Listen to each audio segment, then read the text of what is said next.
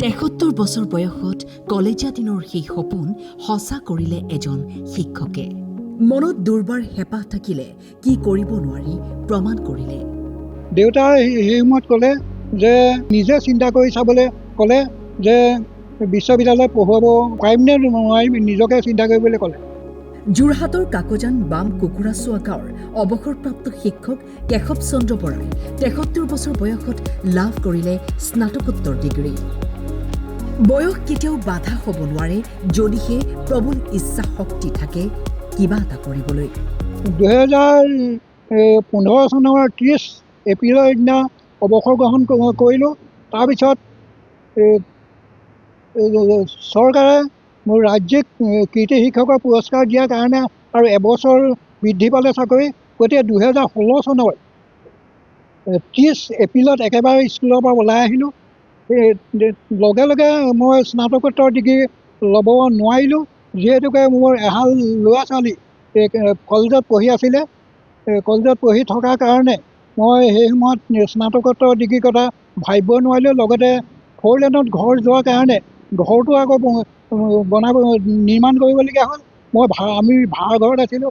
ভাড়াঘৰত থাকি ল'ৰা ছোৱালী পঢ়ুৱাই আৰু স্নাতকোত্তৰ ডিগ্ৰীৰ কথা সেই সময়ত ভাবিব নোৱাৰিলোঁ। 2023 চনত কৃষ্ণকান্ত সন্দিকৈ ৰাজ্যিক মুক্ত বিশ্ববিদ্যালয়ত অসমীয়া বিভাগত নামভৰ্তি কৰিলোঁ। ইতিমধ্যে 2 বছৰ পঢ়াৰ পাছত কালি ফলাফল ঘোষণা কৰিলে। এই ফলাফলত আপোনালোকৰ আশীৰ্বাদত প্ৰথম শ্ৰেণী লাভ কৰিছোঁ। সদ্য ঘোষিত কৃষ্ণকান্ত সন্দিকৈ ৰাজ্যিক মুক্ত বিশ্ববিদ্যালয়ৰ স্নাতকোত্তৰ ফলাফলত প্ৰথম শ্ৰেণীত উত্তীৰ্ণ হয় শিক্ষকগৰাকী। কলেজীয়া দিনত ইচ্ছা থকা স্বত্বেও আৰ্থিক দীনতাৰ বাবে বিশ্ববিদ্যালয়ত অধ্যয়ন কৰিব পৰা নাছিল তেওঁ। ইতিহাস বিভাগত স্নাতক ডিগ্ৰী লাভ কৰি কাকজান উচ্চ মাধ্যমিক বালিকা বিদ্যালয়ত শিক্ষকতাৰ জীৱন আৰম্ভ কৰিছিল। কেশৱ চন্দ্ৰ বৰাই অৱসৰ গ্ৰহণ কৰাৰ পাছত 2023 বৰ্ষত নামভৰ্তি কৰিছিল কৃষ্ণকান্ত সন্দিকৈ ৰাজ্যিক মুক্ত বিশ্ববিদ্যালয়ত আৰু অৱশেষত ৭৩ বছৰ বয়সত কলেজীয়া দিনৰ সেই সপোন সঁচা কৰিলে। 1978 চনত যোৰহাট মহাবিদ্যালয়ৰ পৰা মই স্নাতক ডিগ্ৰী লাভ কৰিছিলোঁ। তাৰপিছত স্নাতকোত্তৰ ডিগ্ৰী ল'বৰ কাৰণে বৰ ইচ্ছা আছিলে আৰু সেইমতে বুৰঞ্জী বিভাগত মই ডিব্ৰুগড় বিশ্ববিদ্যালয়ত চিটো পাইছিলোঁ।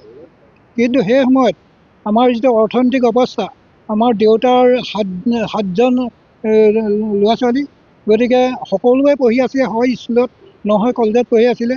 দেউতাই সেই সময়ত ক'লে যে নিজে চিন্তা কৰি চাবলৈ ক'লে যে বিশ্ববিদ্যালয়ত পঢ়ুৱাব পাৰিম নে নোৱাৰিম, নিজকে চিন্তা কৰিবলৈ ক'লে। সেয়েহে মই সাময়িকভাৱে স্নাতকোত্তৰ ডিগ্ৰী লোৱাৰ আশাটো বাদ দি যোৰহাট আন মহাবিদ্যালয়ত নামভৰ্তি কৰিলোঁ। আৰু তেনেকুৱাতে মই কাকজান উচ্চ মাধ্যমিক বালিকা বিদ্যালয়ত চাকৰি শিক্ষকতা পালোঁ। তাৰপিছত শিক্ষাদানত জড়িত হৈ থকাৰ কাৰণে মই কোনো স্নাতকোত্তৰ কথা ভাবিব নোৱাৰিলোঁ। 2015 চনৰ 30 এপ্ৰিলৰ দিনা অৱসৰ গ্ৰহণ কৰিলোঁ। তাৰপিছত চৰকাৰে মোৰ ৰাজ্যিক কীৰ্তি শিক্ষকৰ পুৰস্কাৰ দিয়াৰ কাৰণে আৰু এবছৰ বৃদ্ধি পালে চাকৰি। গতিকে 2016 চনৰ 30 এপ্ৰিলত একেবাৰে স্কুলৰ পৰা ওলাই আহিলোঁ। লগে লগে মই স্নাতকোত্তৰ ডিগ্ৰী ল'ব নোৱাৰিলোঁ, যিহেতুকে মোৰ এহাল ল'ৰা ছোৱালী কলেজত পঢ়ি আছিলে। কলেজত পঢ়ি থকাৰ কাৰণে মই সেই সময়ত স্নাতকোত্তৰ ডিগ্ৰীৰ কথা ভাবিব নোৱাৰিলোঁ। লগতে 4 লেনত ঘৰ যোৱাৰ কাৰণে ঘৰটো আকৌ নিৰ্মাণ কৰিবলগীয়া হ'ল। আমি ভাড়াঘৰত আছিলোঁ। ভাড়াঘৰত থাকি ল'ৰা ছোৱালী পঢ়ুৱাই আৰু স্নাতকোত্তৰ ডিগ্ৰীৰ কথা সেই সময়ত ভাবিব নোৱাৰিলোঁ। 2023 চনত কৃষ্ণকান্ত সন্দিকৈ ৰাজ্যিক মুক্ত বিশ্ববিদ্যালয়ত অসমীয়া বিভাগত নামভৰ্তি কৰিলোঁ। ইতিমধ্যে 2 বছৰ পঢ়াৰ পাছত কালি ফলাফল ঘোষণা কৰিলে। এই ফলাফলত আপোনালোকৰ আশীৰ্বাদত প্ৰথম শ্ৰেণী লাভ কৰিছোঁ। টিয়কৰ পৰা শান্তি বৰাৰ ৰিপৰ্ট টাইম 8।